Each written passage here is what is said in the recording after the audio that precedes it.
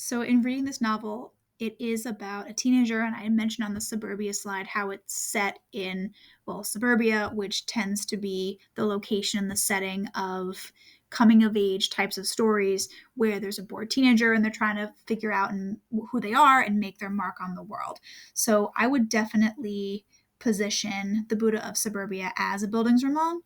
And there were two other novels that I was reminded of while I was reading, so I've included those quotes side by side here. The first one comes from To Kill a Mockingbird, where Scout is talking about how her father's kind of old and lame compared to the other fathers, and how she wishes that he did the other things that she thinks in her mind as normal. Her father's not a quote unquote normal dad.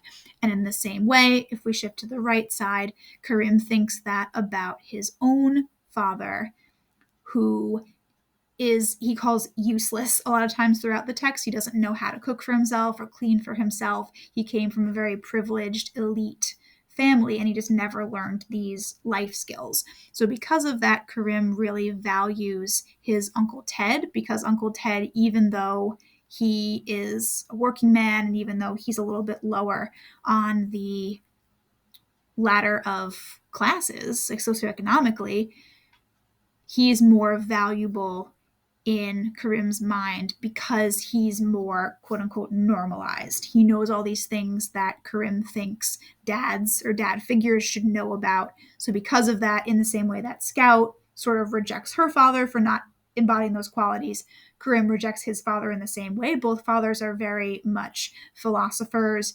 They're very much people who would prefer to read than to do something physical.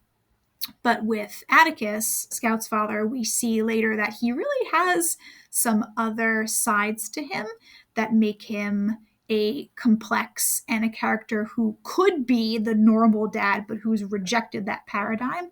Whereas the dad in Karim's dad, the dad in The Buddha of Suburbia, is truly that socialite, is truly that philosopher, and he doesn't really have that other side to him. The complexities that he has come from his philosophies rather than his personality.